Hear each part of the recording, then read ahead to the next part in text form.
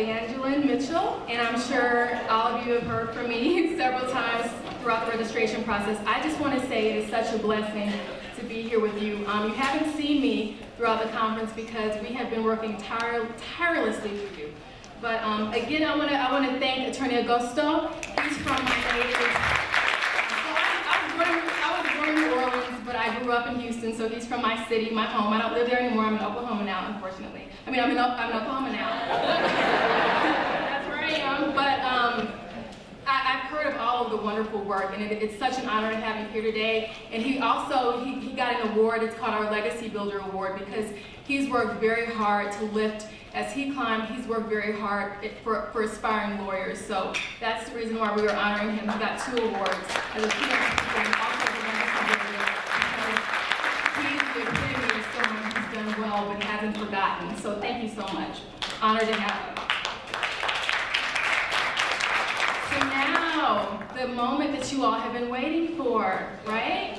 The Aspiring Lawyers Pinning Ceremony. Okay, so I just want to say a few words about that, and then we're going to get this started. And I have someone who is an amazing mentor to me. I call him my father-in-law, Judge Burnett. You're going to hear from him. He was also an alum of NYU Law. What year? 1958. He's also a retired judge for the Superior Court of the District of Columbia, doing some amazing things. So he's going to preside over that, and you'll hear from him for a moment before we do the formal pinning ceremony. Also, any of you who are attorneys, can you raise your hand? The attorneys, I need you up front, because the attorneys, you don't have to stand, but I need you sitting up front so that you can participate in the pinning, because we need current lawyers to pin our future and our aspiring lawyers. I'm not going to say a lot because there's a lot, I'm sure, that Judge Burnett, a lot of wisdom he wants to impart. I just want to tell you the purpose of the pinning ceremony. It's one scripture, Bible scripture, that I think is going to say it all for you. It says, one gives freely, yet grows all the richer. Okay? Another withholds what he should give and only suffers want.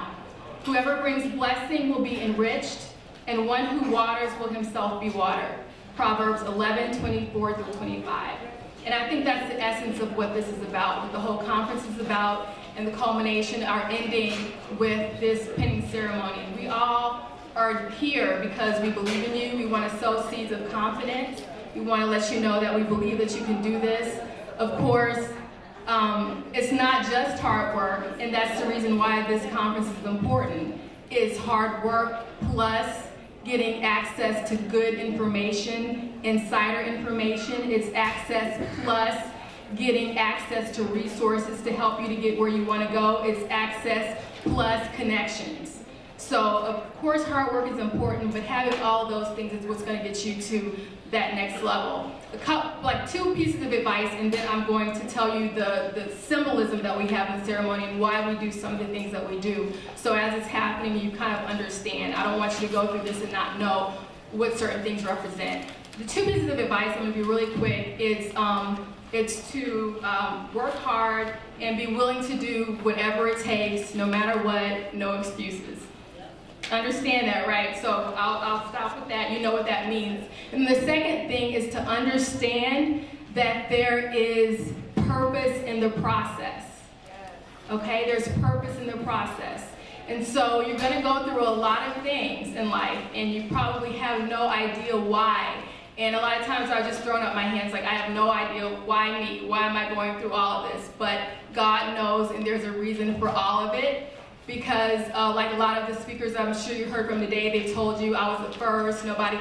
My husband jokes a lot, and he says, oh, I know, you changed your diapers, you fed you. He makes these jokes like that because I tell him that a lot of people who could have helped me didn't. So I had to do a lot of things by myself. I pretty much spent my childhood alone in my room trying to figure things out. No one really talked to me, no one really helped me. But at the time, I guess I could feel sorry for myself, but through that process, through all the things I went through, it put me in a position where I said, when I make it, I want to make sure that people don't have to suffer the way I did. I want to make sure that the pain that I went through, other people wouldn't. I didn't know lawyers like a lot of people here. I look back at people who could have taken a minute to mentor me, people who could have, but people were under the impression since I was a straight A student in college that I had it together. I I knew how to study, but there were so many things I didn't know. And if someone would have just pulled me aside and taken me to lunch or helped me, but people didn't, because I guess they assumed I knew what was going on, and I really didn't. I knew I wanted to be a lawyer, but I had no clue whatsoever of how to get there. So I guess what I'm saying, a lot of things were very painful. And when I got to law school, it was excruciating because I saw how my peers, they would call, I would see them calling, friends, asking them how to do memos or what does the law say about this, and I'm thinking, I don't have anybody to call. I have to just sit here and figure this out. And so they knew people. They had people who could call. I remember asking my mom, do you know any lawyers? And she was like, no. And I said, well, what about your divorce lawyer? Can you call him? And she was like, well, not really. So I didn't have anybody that I could talk to. The couple of lawyers that I did meet, they didn't have any interest in mentoring me. I'm very persistent now. In fact, I'm relentless. But at the time, I wasn't. If someone told me to call them and I called and they never called me back, I'm like, okay, I guess they don't want to help me, and I would just give up. So what I'm saying is everything you go through is for a purpose. A lot was painful, but it brings us to here. So in that pain, I didn't understand it, but God knew. He knew in that you would create something, you put something together to help other people who also are very smart. All of you have everything it takes. But you might be in a position that I was in, well, not anymore, not after this conference and not after utilizing all that's here. But I'm not afraid to tell you that I was a straight A student and I got rejection letter after rejection letter after rejection letter after rejection letter. It was almost to a point I didn't know what was going on. I was like, am I crazy? Like, what did I, but there's just so much I didn't know. I didn't really have a strategy. I didn't have a blueprint. I didn't know what I didn't know. And because of what I didn't know, I thought I was doing all the right things. But because I didn't understand how to package myself, I didn't understand how to bring forth my strengths, I didn't know how to do any of that. Like I said, I got a lot of rejections. I did end up going to a really good school, and things have worked out, but it's been a painful process. And so hopefully some of what you've learned this weekend will take away some of the pain. So I want to tell you about the symbolism of the pinning tonight. You all are going to get an eagle. And that's not something that we just decided to do for no reason. You've heard people say this person is a legal eagle and things like that. It's because of the symbolism. What does an eagle represent? Vision, fearlessness, tenacity. You're going to need all of that. And you already know to be successful in anything, but particularly in this field, which is extraordinarily challenging. And I know you've heard it a lot this weekend, but a field in which we need you now more than ever, right? So those qualities are qualities that you're going to need to be successful, okay? And also we're going to give you pouches. We're going to give you seed pouches. Does anyone know why? The reason why is because what have we done this weekend?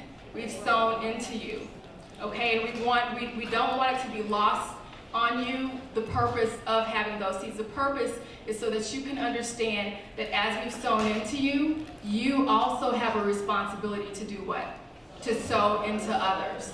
Okay, so we're not, the payback that we want for giving to you and pouring into you is that you do the same thing. And I'm really hoping and praying that more of these types of events go on, and that more of the informal mentoring, a lot more goes on so that we can help and support each other, because I don't care what anyone tells you, no one does it alone.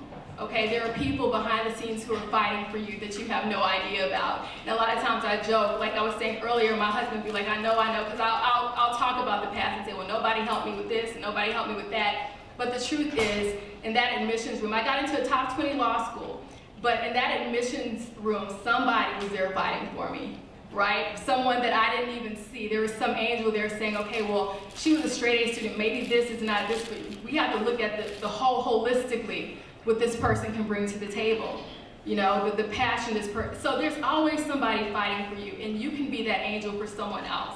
You can fight for them, not just once you become a law student or lawyer, but in your everyday lives, you can bless someone. And then also the seeds that we chose to give you are sunflower seeds. I'm sure I don't want you to just walk away with random seeds and like, okay, why this? But the significance of that is that different flowers are beautiful, right? But sunflower seeds, they're also useful. You know, they can provide food, they can provide oil, they're beautiful, but they serve a purpose. But the one thing that's amazing, and I'm gonna leave you with this, is that the sunflower seed moves to the what? The sun. So just think about that for a second. So it moves up and it moves towards the sun. So think about how that might apply in your life. The people that you gravitate towards, the people who can mentor you, what you believe in.